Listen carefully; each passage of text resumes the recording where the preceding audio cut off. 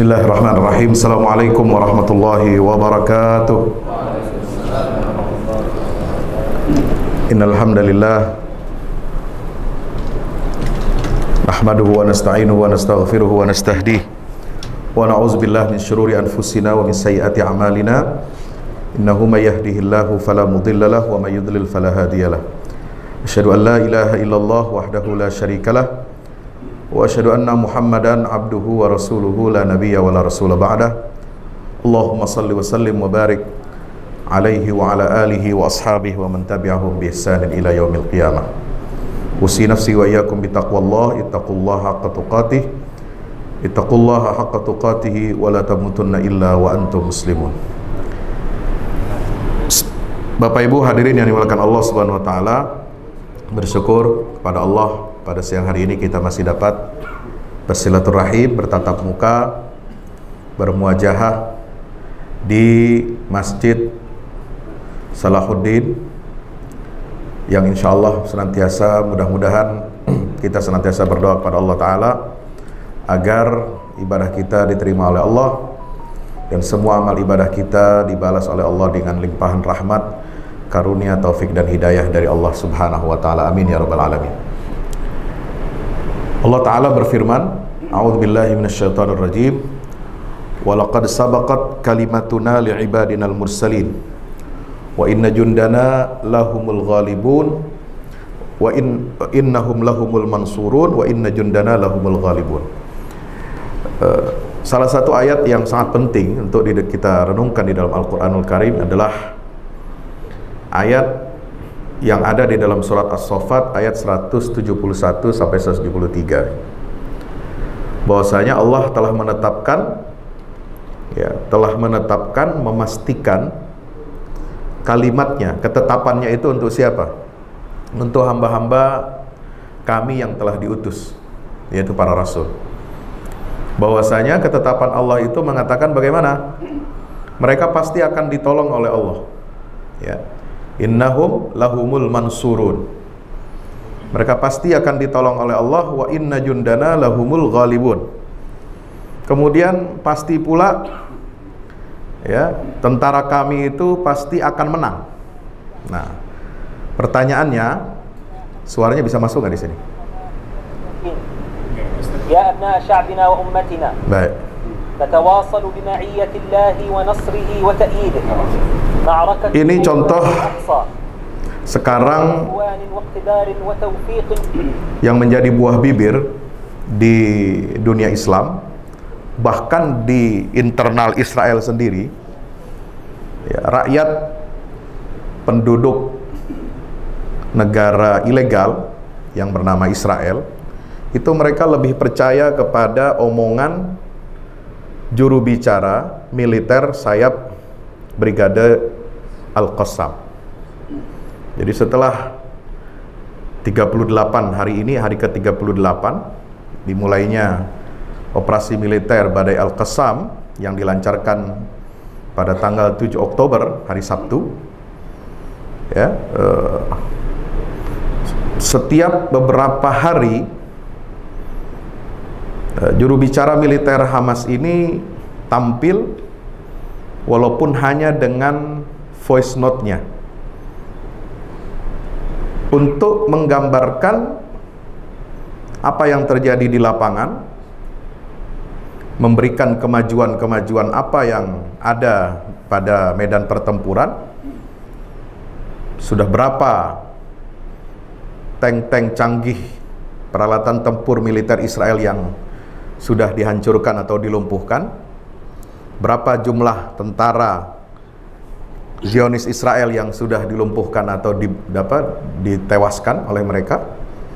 Kemudian serangan seperti apa yang sudah mereka lancarkan dengan roket dan rudal ke berbagai kota di wilayah pendudukan ya, tanah pendudukan Palestina yang diduduki oleh Israel ya, itu semua rakyat Israel sendiri itu bahkan lebih percaya kepada omongan, angka-angka statistik yang disebutkan oleh juru bicara yang menggunakan nama samaran Abu Ubaidah.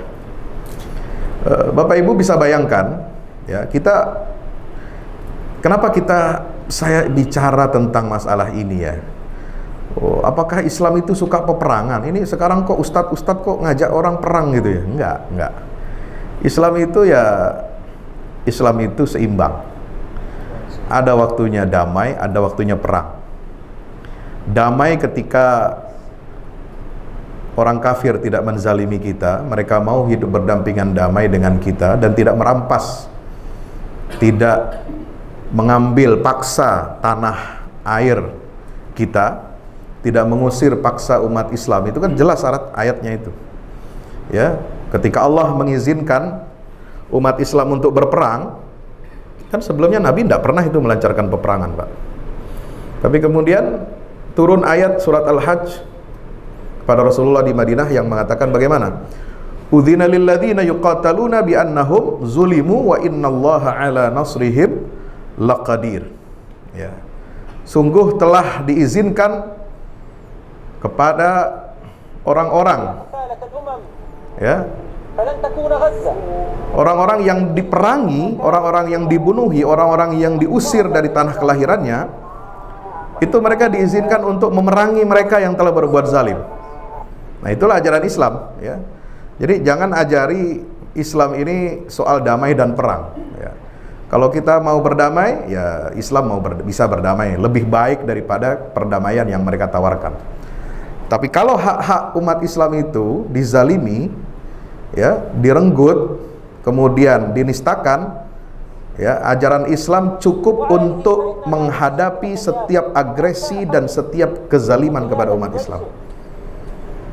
Ya, ini sampai ucapan juru bicara militer Hamas ini, Abu Ubaidah itu menjadi pembawa kabar gembira, ya, membawa kabar gembira. Jadi di tengah kesedihan, kepedihan, keperihan, kesakitan saudara-saudara kita yang ada di Gaza, Palestina, ya, ketika suara ini muncul, nah pagi ini sudah ada, hari ke-38 dia sudah muncul lagi ini, mengumumkan bahwa dalam satu hari kemarin pasukan perlawanan Palestina itu sudah menghancurkan 20 tank, ya, beserta tentara-tentaranya itu, termasuk seorang jenderal pakar gerilya. Ternyata itu orang Amerika, jenderal ahli angkatan darat Amerika. Dia yang memimpin pasukan tank di Irak dan Afghanistan. Ternyata mampusnya itu di mana? Di Gaza. Saya harus pakai kata-kata itu, ya. Kenapa? Karena kita senang gitu, ya. Bukan berarti kita tuh senang pembunuhan orang, enggak. Tapi kalau ada orang yang agresor membunuhi umat Islam, lalu kemudian dibalas serangan itu sampai dia terbunuh, itulah yang disebutkan oleh Allah Subhanahu wa taala, ya, yu'adzibhumullahu biaidikum wa yukhzihim wa yansurkum alaihim wa yashfi sudur qaumin mu'minin. Ya, Allah Ta'ala berfirman tuh dalam surat At-Taubah, ya, qatiluhum, perangi mereka yang memerangi kalian. Untuk apa sih umat Islam, ya, bersimbah darah, harus letih, harus capek, harus mempersiapkan ini itu dan sebagainya untuk memerangi orang yang memerangi kita? Untuk yu'adzibhumullahu biaidikum, ya, supaya Allah menumpahkan azab kepada mereka itu dengan tangan-tangan kalian. Bisa nggak Allah menghancurkan mereka? Bisa. Tanpa kita pun Allah bisa menghancurkan itu, ya, seperti pasukan Abraha dihancurkan oleh Allah, ya, ketika akan menyerang Ka'bah. Abdul Muttalib meminta kepada penduduk Ka'bah untuk mengungsi, ya, membawa harta yang mereka bisa bawa. Malah orang Makkah itu bingung, Abdul Muttalib kok lebih sibuk untuk mengurusi harta bendanya, hewan ternaknya yang bisa diselamatkan untuk keluar dari Makkah daripada membela atau mengurusi nungguin Ka'bah, padahal dia yang pemegang kunci Ka'bah. Apa kata Abdul Muttalib? Inna li hadzal baiti rabban yahmihi, ya. Ka'bah ini, Baitullah ini adalah dia punya pemiliknya, dan pemiliknya itu yang akan menjaganya, gitu. Ya, tentu kondisi seperti itu tidak sama dengan kondisi di Gaza. Tidak seperti yang ya, dikeluarkan oleh seorang yang agak miring otaknya. Dia bilang, solusi satu-satunya Palestina supaya ditolong oleh Allah itu satu. Contohlah itu Abdul Muttalib. Ya, tinggalkan Palestina itu, tinggalkan Gaza, kosongkan semuanya. Besok kalian akan lihat bahwa Allah akan menurunkan burung ababil untuk menghancurkan Israel. Ini rada-rada, ya, ini bukan rada lagi ya. Israel saja tidak berpikir seperti itu. Tapi orang Islam ada yang berpikir begitu gobloknya itu. Ya. Kenapa saya katakan ini berbahaya pemikiran seperti ini? Kondisi Abdul Muttalib dan penduduk Makkah itu memang tidak punya daya upaya. Dan gurun di Jazirah Arabia itu luas, dia bisa mengungsi kemana saja, bisa pergi ke suku lain, ke tempat yang lain.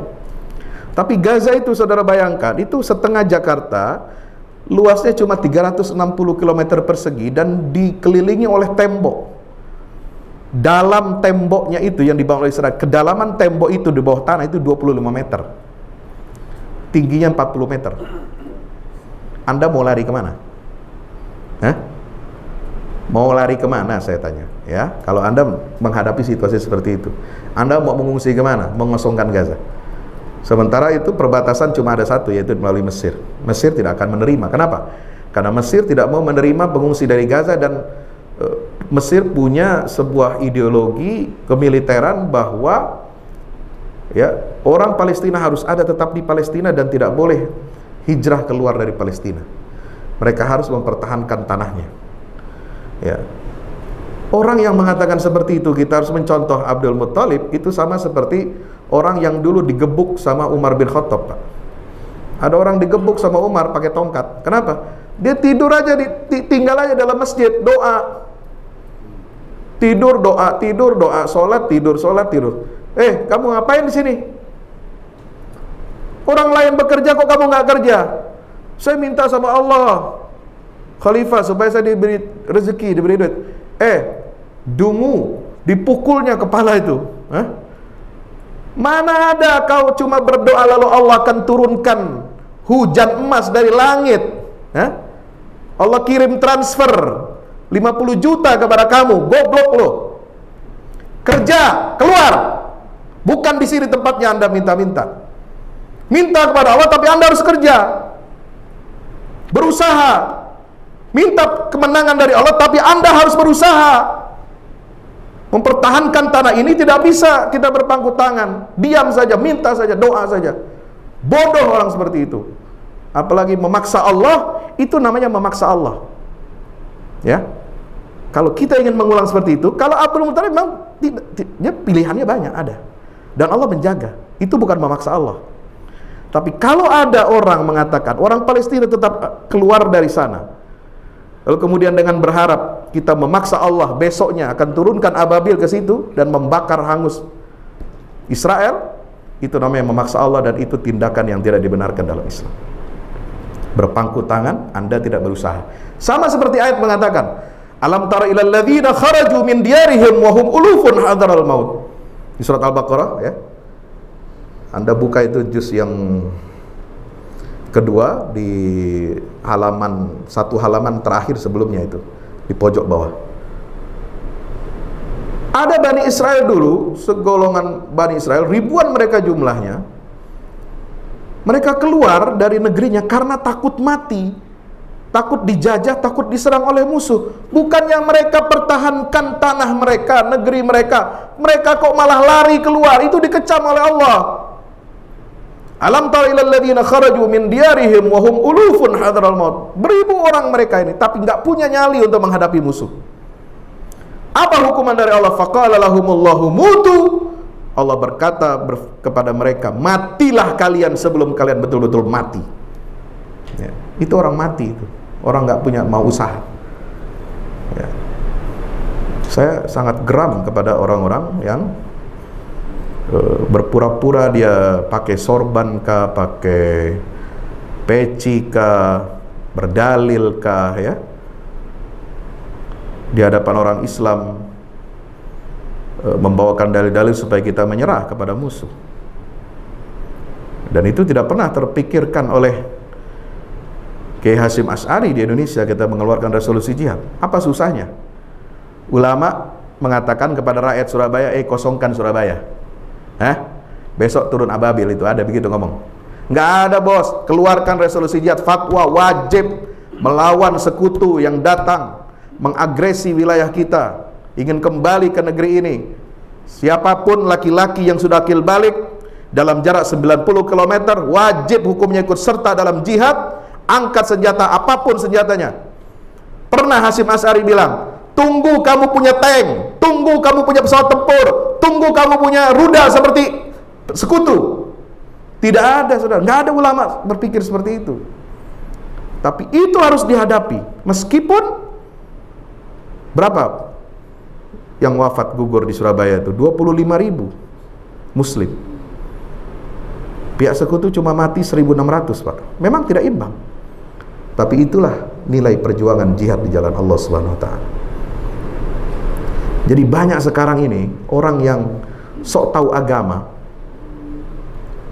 baru tahu satu kisah, satu seolah-olah itu mendukung pendapat dia untuk bisa memberikan solusi buat Palestina. Ya. Jangankan itu, kita turun ke jalan saja, aksi demonstrasi saja, membela Palestina dan mengutuk Israel, mereka haramkan. Ini kurang ajar. Dalilnya dari mana? Dia ambil, ternyata sama dengan dalil-dalil yang dibawa oleh juru bicara kepala divisi media yang berbahasa Arab yang di bawah tentara Israel. Sama. Jadi orang-orang ini ya sanadnya itu kemana?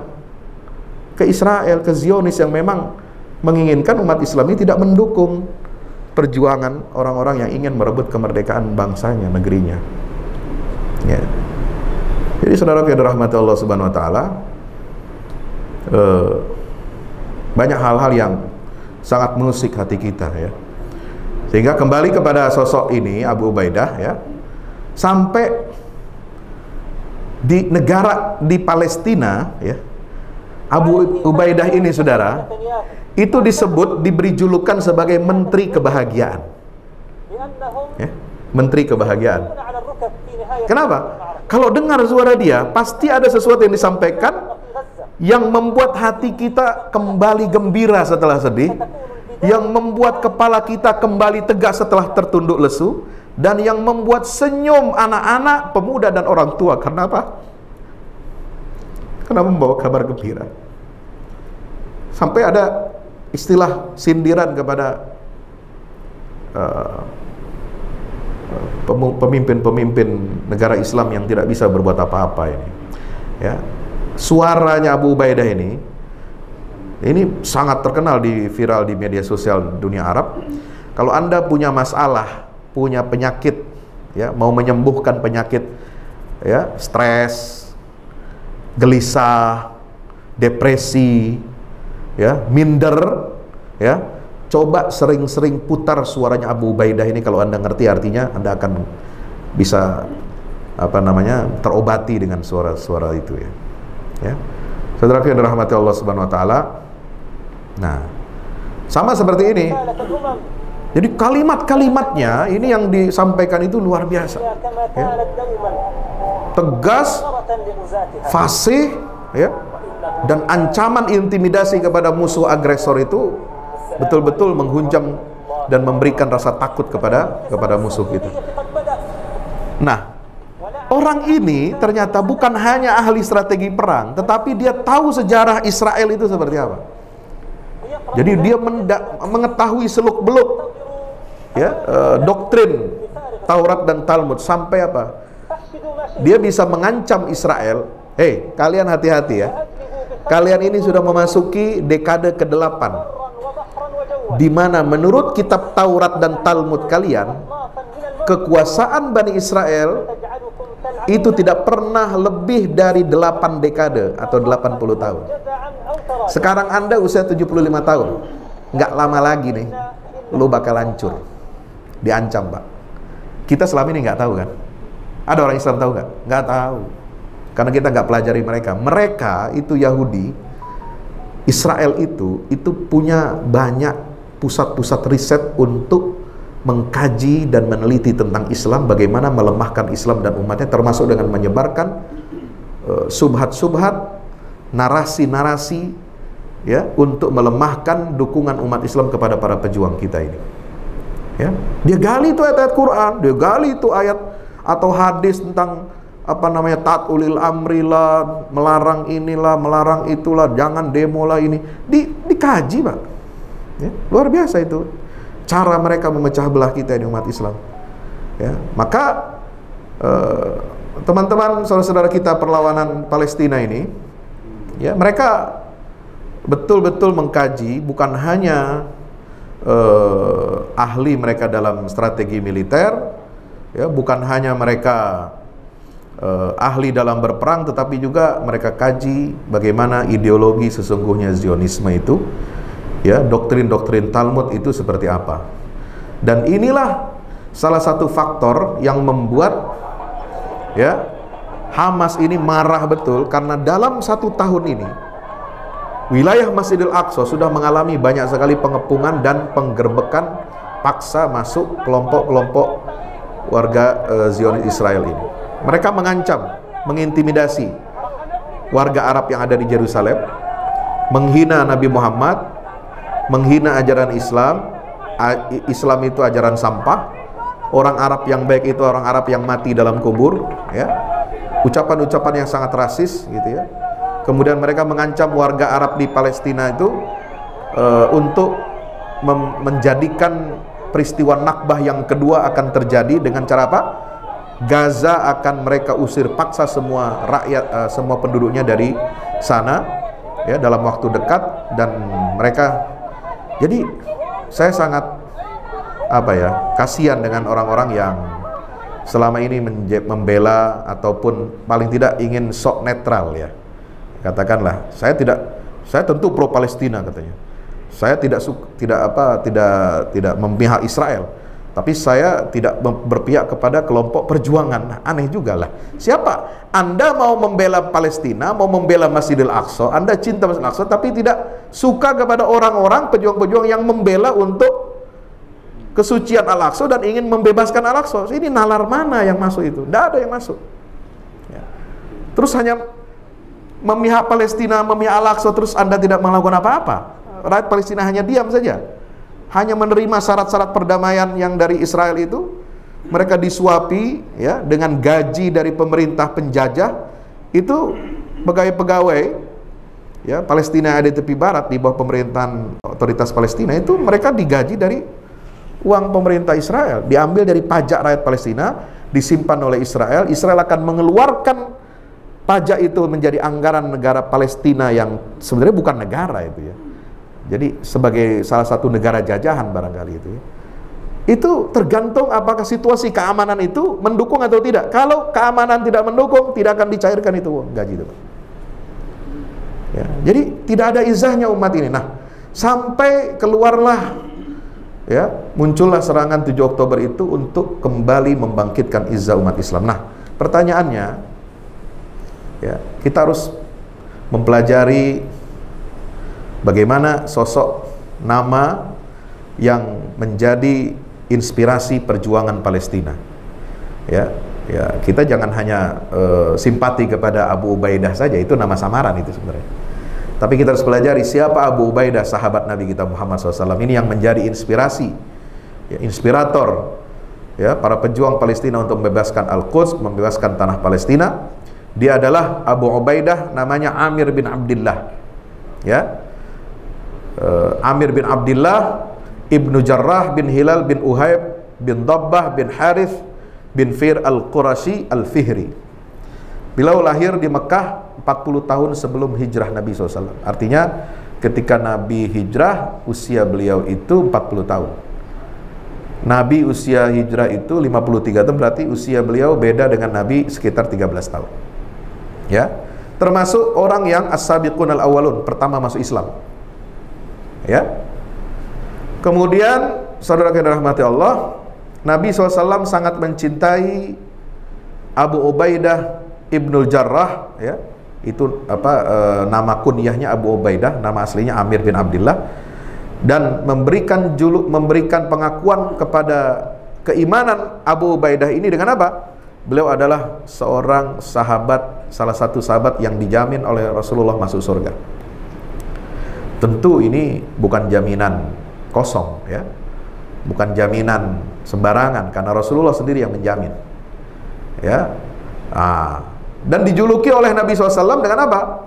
Dengan julukan Aminul Ummah, orang kepercayaan umat Islam. Jadi ini julukan satu-satunya diberikan kepada seorang yang bernama Abu Ubaidah ibnul Jarrah radhiyallahu anhu warḍah, ya. Nah, saya ingin lewati sedikit, ini banyak hal-hal yang bisa kita inikan dari Abu Ubaidah, sejarahnya. Tapi soal kepahlawanannya, nah ini tidak diragukan lagi, kepahlawanan Abu Ubaidah. Abu Ubaidah ini digambarkan dalam berbagai kitab sirah dan tarikh, itu orang yang bersahaja, orang yang perawakannya tidak begitu besar, tidak tinggi, tidak juga pendek, tapi orang yang sangat tawadhu, orang yang sangat sederhana, ya, lebih banyak menangis. Tapi ibadah beliau itu bukan hanya ibadah di masjid. Beliau itu menganggap ibadah yang paling afdol itu adalah ketika datang seruan panggilan jihad dari Allah dan Rasulnya. Nah, itu beliau gunakan itu untuk menjadi sebaik-baik ibadah dan taqarrub kepada Allah Subhanahu wa taala. Nah, di perang Badar beliau ikut, ya, ikut dalam perang Badar. Bahkan di perang Badar dia harus berhadapan dengan ayah kandungnya sendiri yang masih kafir. Ya.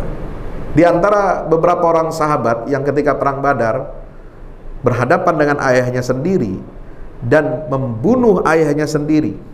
Kenapa? Karena kekafirannya. Kok bisa tega anak bunuh bapaknya? Ini soal iman. Iman dan kafir tidak bisa disatukan. Maka turunlah ayat di surah Al-Mujadilah ayat terakhir 31. La tajidu qauman yu'minuna billahi wal yaumil akhir yuwadduna man haddallaha wa rasulah. Kamu wahai Muhammad SAW tidak akan mendapati satu kaum, ya, yang mencintai orang-orang yang menentang Allah dan Rasulnya. Nggak bisa. Orang beriman itu tidak boleh mencintai orang-orang yang menentang Allah, meskipun orang yang menentang itu adalah bapaknya, saudaranya, pamannya, kerabatnya, itu nggak ada urusan. Ini luar biasanya iman. Itulah nilai iman, ya. Mungkin bagi kita sekarang agak bingung dengan narasi Al-Quran ini, tetapi itulah yang namanya keimanan itu, ya, di dalam Al-Quran. Bahkan salah seorang sahabat itu menjadi sebab turunnya ayat ini adalah Abu Ubaidah ibnul Jarrah yang berhasil membunuh ayahnya sendiri ketika perang Badar. Coba, luar biasa, ya. Ini kan berat, Pak, dirasakan oleh, mungkin kalau orang tuanya kafir dibunuh sama temennya yang lain itu masih oke, ya, masih gak ada sedihnya. Ini berhadapan langsung, coba bayangkan. Mereka perang tanding, coba. Karena apa? Karena iman, ya. Abu Ubaidah juga pernah mendapatkan cobaan pada waktu perang Uhud. Beliaulah yang menahan dua arah serangan musuh yang ditujukan kepada Rasulullah Sallallahu Alaihi Wasallam, sehingga dia terkena pukulan yang mengakibatkan dua giginya rompal, ya. Tapi di sisi Nabi SAW, hal itu dianggap oleh Rasulullah membuat mulutnya nampak semakin indah, sehingga ada muncul rumor, tidak ada yang lebih indah jika kehilangan gigi melebihi indahnya giginya Abu Ubaidah ibnul Jarrah. Itu ungkapan yang terkenal di kalangan para sahabat waktu Rasulullah masih hidup, ya. Nah, saudaraku yang dirahmati Allah, apalagi keutamaan beliau, ya, Abu Ubaidah dan seluruh putra saudara perempuannya, ya, adalah termasuk orang yang hijrah dua kali, pertama ke Habasyah dan yang kedua ke Madinah, ya.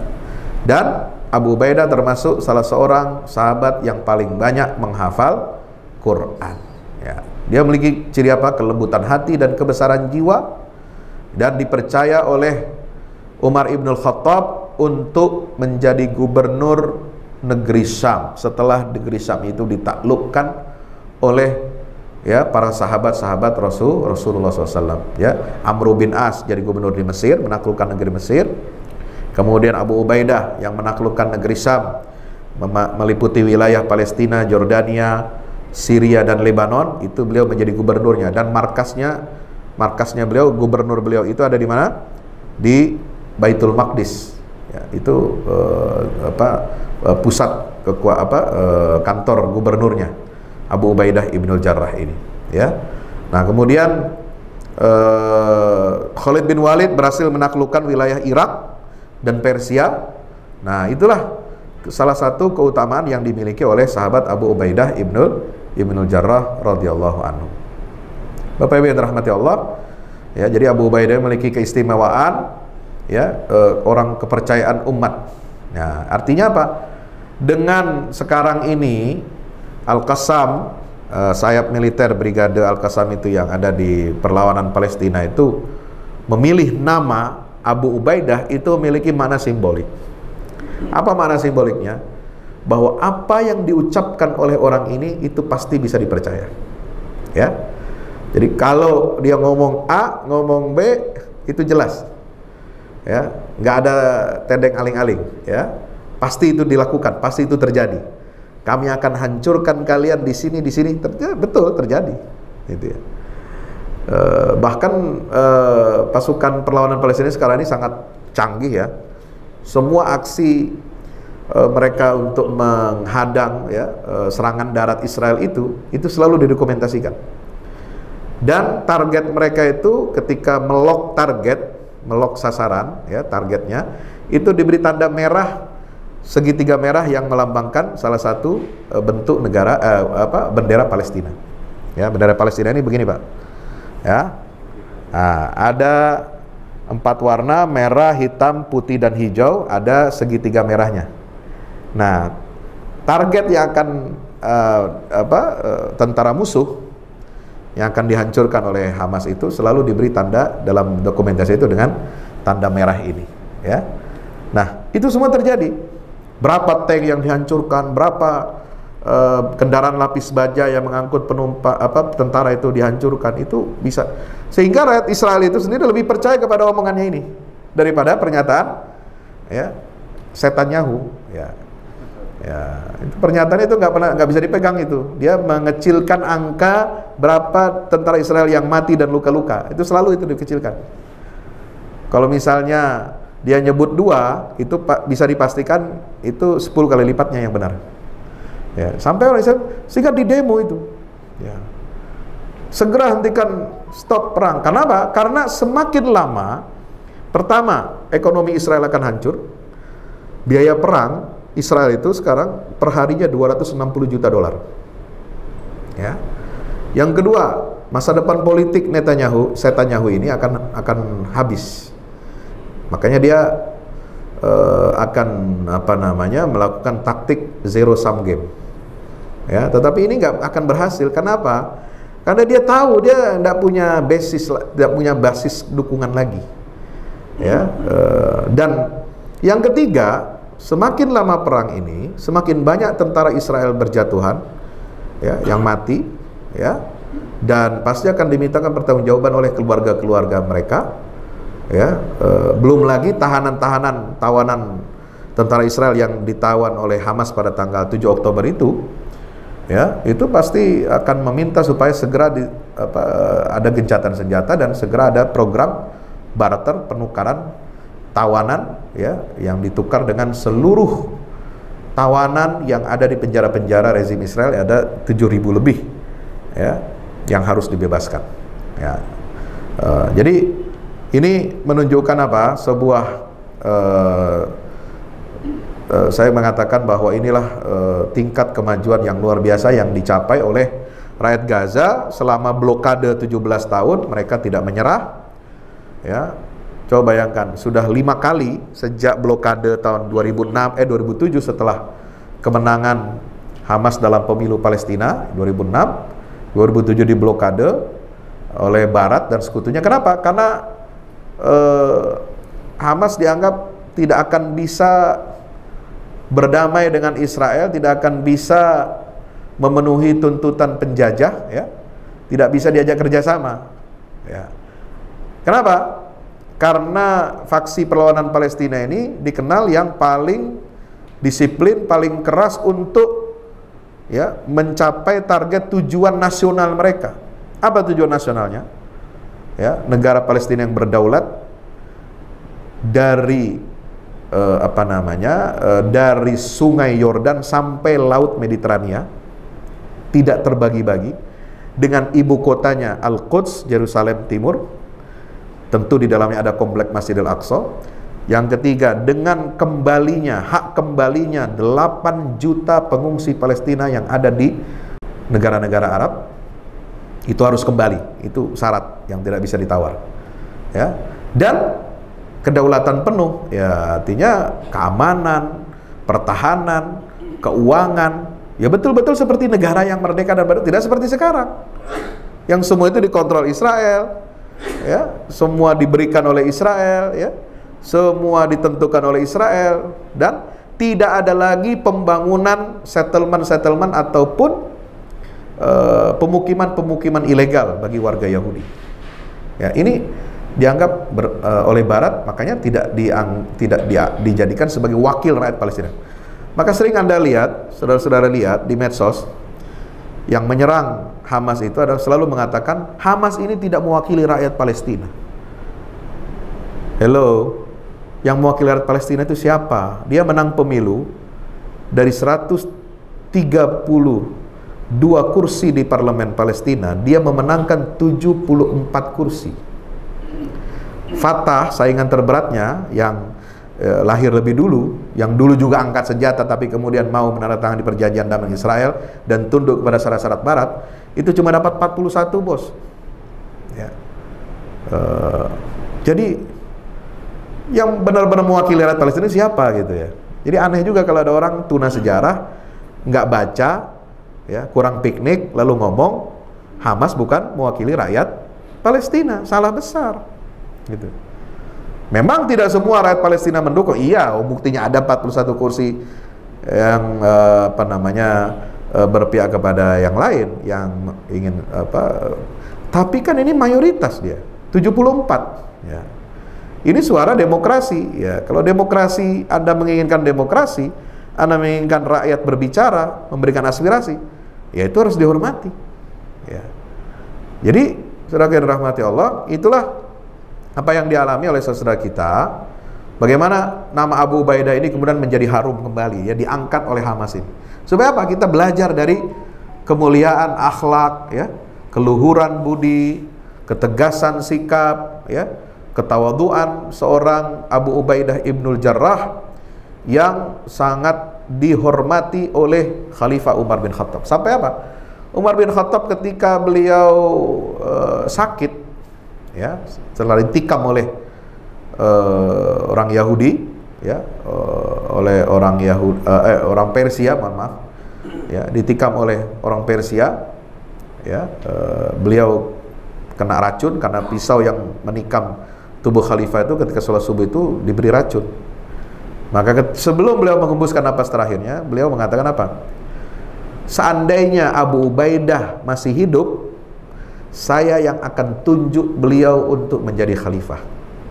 Tidak ada di antara kalian satupun yang setara dengan keagungan dan kehebatan Abu Ubaidah. Nah, Abu Ubaidah udah meninggal duluan. Kenapa? Meninggal di Yerusalem, di Baitul Maqdis, karena ada peristiwa Ta'un Amwas, kena wabah penyakit yang mematikan. Ketika itu ujian, ya, dari Allah. Itulah yang melahirkan hadis-hadis Abdurrahman bin Auf, Umar bin Khattab, lalu kemudian mengingat kembali hadis dari Rasulullah tentang bagaimana menghadapi situasi ketika terjadi wabah penyakit. Nah, itulah yang kemarin jadi apa? Jadi rujukan ketika kita menghadapi corona, pandemi COVID-19. Itu semua dari peristiwa yang dialami oleh siapa? Oleh Abu Ubaidah Ibnul Jarrah. Dan sudah diprediksi oleh Rasulullah bahwa Abu Ubaidah ini akan syahid. Ya, akan syahid, artinya mati syahid. Orang yang mati karena ta'un, ya, wafat karena sebab penyakit wabah yang mematikan, itu dihitung oleh Rasulullah, dianggap sebagai syahid. Dan Abu Ubaidah terakhir sebelum Rasulullah ketika beliau masih hidup, ya, itu beliau sudah dipuji oleh Rasulullah bahwa Abu Ubaidah ini adalah orang yang akan syahid, ya. Luar biasa, ya, kepercayaan Nabi Shallallahu Alaihi Wasallam kepada seorang Abu Ubaidah ibnul Jarrah, ya. Ini kesaksian Umar bin Khattab, kesaksian Abu Bakar, sama, ya. Hendaknya kalian berpegang, kata Abu Bakar Siddiq, apa? Kepada orang yang paling lembut dan ramah. Jika dia dizalimi, ia tidak mau balas dengan kezaliman. Jika diperlakukan buruk oleh orang lain, ia akan maafkan. Jika hubungan kekerabatan diputuskan, ia akan menyambungkan.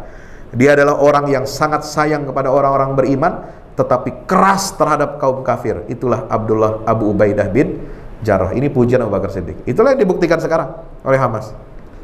Ya, dia lembut kepada anak-anak. Pasukan Al-Qassam itu nggak pernah nyentuh anak Israel waktu serangan 7 Oktober itu, malah digendong-gendong, dikasih minuman, ya. Nggak pernah menyentuh, apalagi menyiksa perempuan, ibu hamil, nggak ada. Ini bedanya, ini akhlak seperti akhlak Abu Ubaidah bin. Tapi kalau kepada orang kafir yang zalim, laki-laki yang mengangkat senjata, melakukan agresi terhadap hak bangsa Palestina, oh nggak ada ampun. Nggak ada ampun, saudara. Itulah seperti sosok Abu Ubaidah bin Jarrah. Umar bin Khattab mengatakan apa dalam pesannya? Kalau ajal menjemput saya dan Abu Ubaidah masih hidup, aku pasti akan memberikan kekhalifahan ini kepadanya. Sehingga jika Allah nanti bertanya kepadaku, kepada siapa engkau melimpahkan kepemimpinan atas umat Muhammad? Aku akan menjawab, aku pernah mendengar Rasulullah SAW bersabda, Inna likulli ummatin amin wa aminu hadhil ummah Abu Ubaidah ibnul Jarrah. Ini hadis riwayat Hakim. Saya pernah mendengar, kata Umar bin Khattab, Rasul bersabda, Inna likulli ummah amin. Setiap umat itu memiliki orang kepercayaan. Wa aminu hadhil ummah, dan orang kepercayaan umatku, kata Rasulullah, adalah Abu Ubaidah ibnul Jarrah. Kata Muaz bin Jabal, demi Allah, sungguhnya Abu Ubaidah adalah orang yang baik yang masih tersisa di muka bumi ini. Sungguh kalian telah kehilangan seorang laki-laki yang tidak ragu lagi bahwa tidak ada seorang pun yang lebih bersih hatinya, jauh dari sifat dendam, paling cinta kepada kaum muslimin, dan paling tulus kepada mereka melebihi Abu Ubaidah radhiyallahu anhu. Beliau adalah penakluk negeri Syam, ya, pembebas Baitul Maqdis. Ya, jadi pengepungan Baitul Maqdis itu dilakukan oleh Abu Ubaidah bin Jarrah, dan beliau tidak mau menyerang warga Yerusalem ketika pengepungan itu. Beliau selalu mengutamakan apa? Perdamaian. Dia kirim surat, dia berikan jaminan, janji ini, dan itu ditepati. Sehingga Patriark Yerusalem, ya, namanya Soforinus, itu kemudian dengan berbesar hati, lapang dada menyerahkan kunci gerbang Yerusalem itu kepada Abu Ubaidah dengan syarat, saya ingin menyerahkannya ini kepada khalifah kalian. Panggil beliau datang ke sini untuk menerima kunci Baitul Maqdis. Karena ini Baitul Maqdis Yerusalem ini levelnya ini beda dengan negeri-negeri yang lain. Kalau membebaskan istana Persia, istana negeri Syam, itu cukup Abu Ubaidah yang mewakili, ya, cukup Khalid bin Walid yang mewakili. Membebaskan negeri Mesir yang peradaban tinggi, hebat, lama, ya, itu cukup Amr bin As yang mewakili. Tapi untuk Baitul Maqdis, tempat Isra dan Mi'rajnya Rasulullah, ya, ini punya kedudukan yang berbeda, ya, punya kedudukan berbeda. Kiblat pertama Islam. Maka Abu Ubaidah menyetujui syarat itu dan menulis surat kepada Umar bin Khattab untuk beliau berkenan memenuhi harapan penduduk dan pemimpin gereja Yerusalem, dan Umar menyanggupi dan berkenan untuk datang ke negeri Syam. Subhanallah. Yang kita tahu kisahnya itu sangat merinding kalau dengar kisahnya, di mana Umar itu hanya dikawal oleh seorang pasukan, seorang pengawal pribadi yang datang ke sana cuma pakai satu kendaraan, satu kuda, dan itu bergantian. Ya, Umar itu bukan seperti raja-raja zaman sekarang, pakai forerunner, enak duduk dia, naik mobil paling mewah, ya, paling nyaman. Kemudian Umar itu tidak naik kuda itu sendirian terus dari Madinah sampai ke Baitul Maqdis, dia ada di atas, enggak. Dia bilang sama pengawalnya gantian. Kalau saya lelah, saya naik ke atas, kalau kamu lelah, kamu yang naik gantiin saya. Ya, begitu terus. Nah, pas ketika mau sampai ke Yerusalem di depan gerbang Baitul Maqdis, kebetulan giliran siapa? Pengawalnya yang naik di atas. Umar yang nuntun, coba bayangkan. Umar menuntun kuda yang di atasnya itu, yang duduk itu pengawalnya. Pas memang gilirannya. Ya, ketika itu Umar sudah segar, pengawalnya sudah capek, ya. Beliau suruh anak buahnya naik ke kuda. Itulah yang kemudian membuat Uskup Soporenus itu merinding. Saya belum pernah melihat pemimpin dunia seperti ini. Dan inilah benar seperti yang dinubuatkan di dalam Injil kami, bahwa pemimpin-pemimpin Muslim setelah Rasulullah itu memiliki akhlak yang luar biasa. Sebagaimana disebut dalam surat Al-Fatah, Muhammadur Rasulullah walladzina ma'ahu asyidda'u 'alal kuffar ruhama'u bainahum tarahum ruk'an sujjadan yabtaghuna fadlan minallahi wa ridwana simahum fi wujuhim min atharis sujud dzalika mathalun fit Taurah wa mathalun fil Injil kazar'in. Jadi perumpamaan para sahabat itu sudah disebutkan di dalam Taurat dan Injil. Makanya si Soporenus ini sudah baca. Oh, ini ciri pemimpin yang benar ini. Berarti saya aman memberikan kunci Yerusalem kepada pemimpin yang benar sebagaimana dinubuatkan dalam Injil kami. Coba bayangkan. Setelah beliau masuk tiba waktu asar, dipersilakan sholat. Tidak ada tempat. Waktu itu Masjidil Aqsa itu beliau naik ke sana, itu dipenuhi dengan sampah, kotoran kuda, ya, karena memang tidak diurus sejak zaman Romawi berkuasa di Baitul Maqdis di Palestina, ya, tidak dianggap suci, ya, pokoknya dijadikan pembuangan, ya, karena ada umat Kristen di situ, yang diurus adalah ya gereja suci Makam Kudus yang milik orang Kristen. Itu disebut dengan Kanisatul Qiyamah. Ya, kalau bahasa Inggrisnya Anda bisa search The Holy Church of Sepulchre, ya, itu gereja Makam Kudus. Konon di situ tempat lahirnya Nabi Isa, ya. Kemudian ada di situ tempat kuburannya Nabi Isa setelah dia disalib menurut versi Kristen. Kemudian setelah itu jasadnya menghilang. Ya, menurut keyakinan baru diangkat ke langit. Itu yang disebut dengan kenaikan Al-Masih. Ya, tapi kalau Islam kan tidak begitu. Tidak meyakini bahwa Nabi Isa itu mati disalib, kan, dan tidak ada kuburannya sampai sekarang. Nah, itulah Umar bin Khattab diminta sholat di gereja itu karena nggak ada tempat lain. Kata Umar, saya nggak mau sholat di sini. Nanti orang Islam, penguasa Islam setelah saya bisa mengklaim ini bekas sholatnya Umar bin Khattab, maka ini menjadi bagian wakafnya umat Islam. Nanti kalian yang akan rugi. Nah, luar biasa itu Umar. Lalu kemudian beliau memilih, berikan saya tempat ini di depannya, di seberangnya. Saya sholat di sini bersama para sahabat. Ya, itulah. Lalu kemudian beberapa puluh tahun berikutnya dibangunlah Masjid Al-Umari, dan di situ ditulis, terpampang perjanjian Ilya, Al-Uhdah Al-Umariyah, perjanjian di mana Khalifah Umar bin Khattab memberikan jaminan toleransi beragama, jaminan kedamaian bagi umat Kristiani yang ada di Yerusalem. Dan kunci gereja Makam Kudus itu, ya, ketika dibebaskan oleh Salahuddin Al-Ayyubi, itu diwasiatkan untuk dijaga, disimpan oleh keluarga Muslim yang tinggal di sekitar gereja Makam Kudus itu. Jadi kalau bicara soal toleransi, perdamaian, umat Islam ini udah gak ada bandingannya, Pak.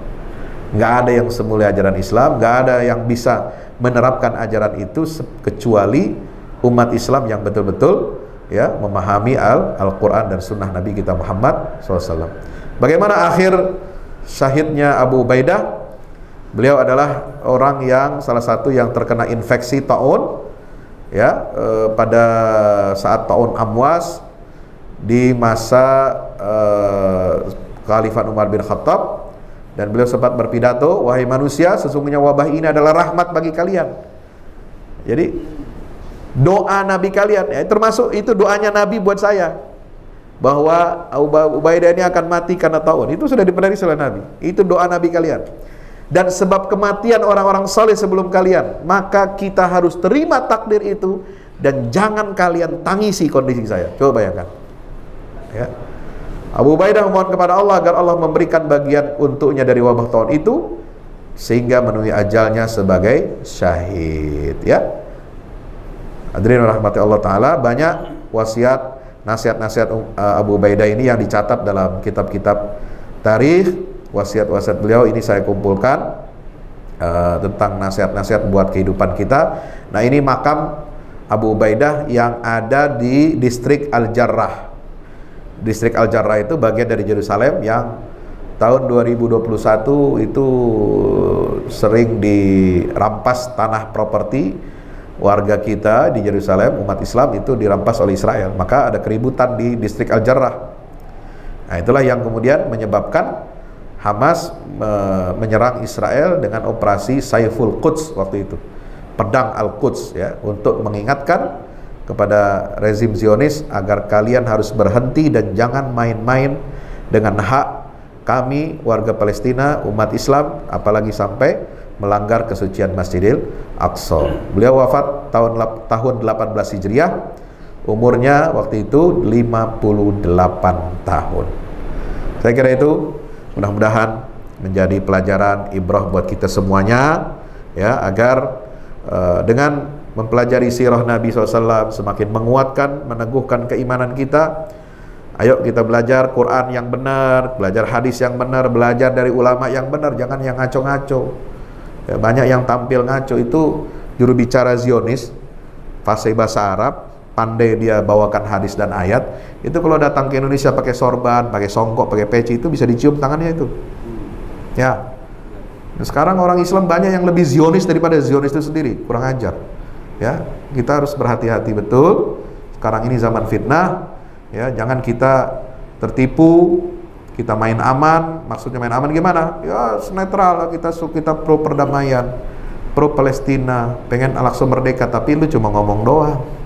Orang yang berjuang lu kagak dukung, lu fitnah lagi. Nauzubillah min zalik. Mudah-mudahan Allah selamatkan kita dari berbagai macam fitnah dan bisa mengambil ibrah pelajaran dari para salafus saleh kita. Aqulu qouli hadza astaghfirullah li wa lakum. Wassalamualaikum warahmatullahi wabarakatuh.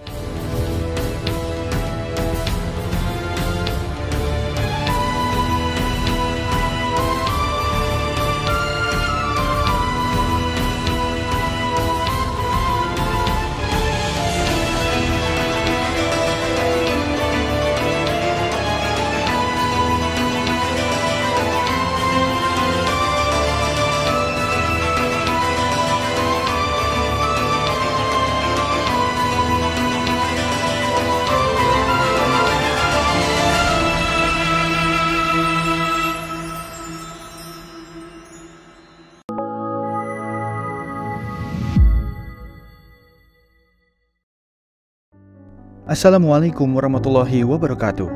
Di zaman dan era global yang semakin menuntut kita untuk terus bergerak, ada kebutuhan yang senantiasa harus kita penuhi dalam kehidupan kita. Zaman di mana segala kebutuhan terasa sangat mendesak. Salah satunya adalah kebutuhan sarana dakwah Al-Quran sebagai pusat peradaban.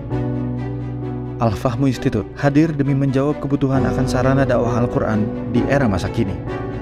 Kami melihat latar belakang yang ada untuk menjawab tuntutan seperti kebutuhan sarana dakwah Al-Quran yang meningkat di ibu kota, kebutuhan akan pusat pembibitan hafiz Al-Quran, kebutuhan pusat pengkajian Al-Quran, kebutuhan akan pusat dakwah kreatif berbasis Al-Quran, kebutuhan sarana media perekat umat Islam, ibu kota dan Indonesia, juga kebutuhan akan adanya sarana pusat kaderisasi guru tahfiz dan mufasir di ibu kota. Yayasan Al-Fahmu International Indonesia sedang membangun gedung pusat dakwah Quran yang berlokasi di Jalan Pengukiran 3, Pekojan, Tambora, Jakarta Barat. Gedung pusat dakwah Quran ini insya Allah akan menjawab tantangan dan kebutuhan akan sarana dakwah Al-Quran yang ada, seperti yang digagas oleh Direktur Al-Fahmu Institute, Kiai Haji Fahmi Salim MA, yaitu tugas peradaban kita semua adalah untuk berperan dalam menerjemahkan cetak biru peradaban, yaitu Al-Quran, dalam dunia nyata. Kami mengajak jamaah semua untuk ikut dalam perdagangan yang tidak merugi ini, sebagaimana yang disampaikan dalam Al-Quran Surat Fatir ayat 29-30, yang artinya, sesungguhnya orang-orang yang selalu membaca kitab Allah dan mendirikan sholat, dan menafkahkan sebahagian dari rezeki yang kami anugerahkan kepada mereka. Dengan diam-diam atau terang-terangan, mereka itu mengharapkan perniagaan yang tidak akan merugi, agar Allah menyempurnakan kepada mereka pahala mereka dan menambah kepada mereka dari karunia-Nya. Sesungguhnya Allah Maha Pengampun lagi Maha Mensyukuri. Gedung Pusat Dakwah Quran Al-Fahmu Institute terdiri dari 4 lantai, di mana di lantai 1 terdapat Masjid Quran Mulia. Dan di setiap lantainya insya Allah diperuntukkan demi berlangsungnya tugas mulia dalam perjuangan dakwah Al-Quran.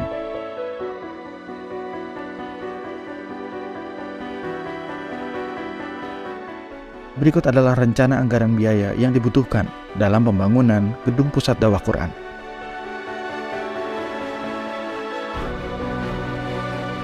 Dalam kesempatan yang mulia ini, kami mengajak jamaah semua untuk ikut dalam gerakan sedekah Lailatul Qadar di setiap malam ganjil di bulan Ramadan. Salurkan melalui nomor rekening berikut ini.